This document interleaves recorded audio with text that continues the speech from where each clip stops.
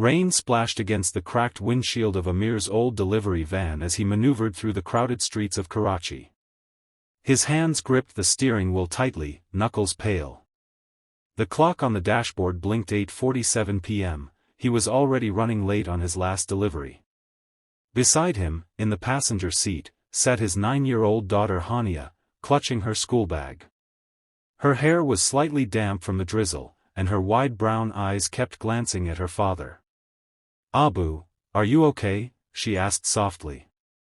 Amir forced a smile. "Of course, princess. Just tired.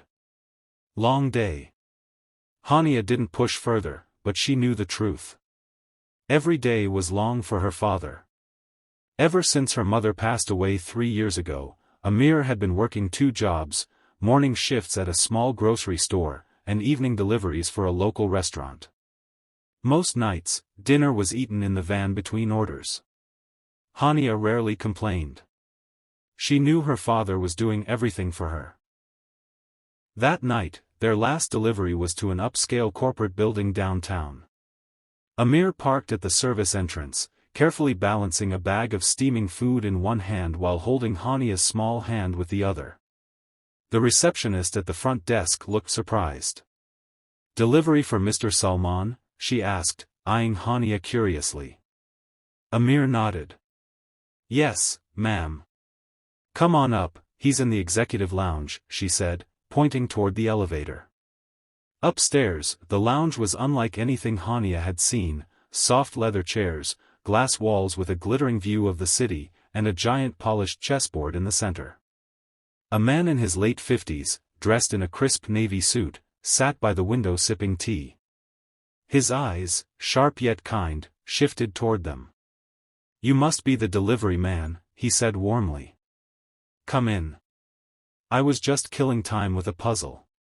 He pointed toward the chessboard, where a cluster of pieces sat frozen mid-game. Hania's eyes lit up instantly. She had been obsessed with chess ever since her father found an old board at a thrift shop.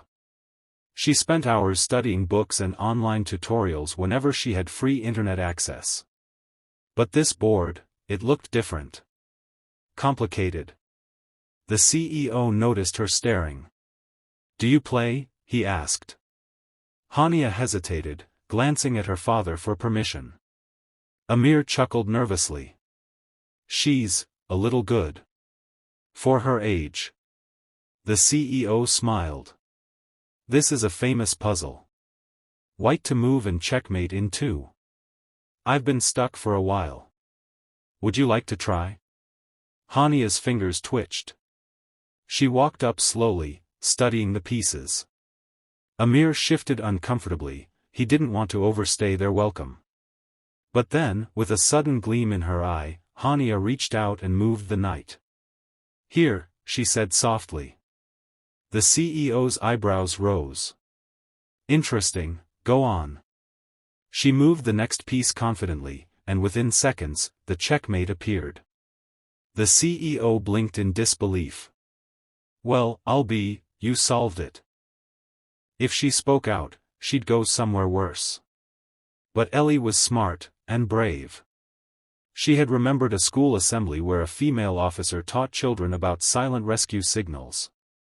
One, in particular, stuck with her: the hand signal used during the pandemic, palm facing out, fingers curled in, thumb tucked, then closing the fingers over the thumb.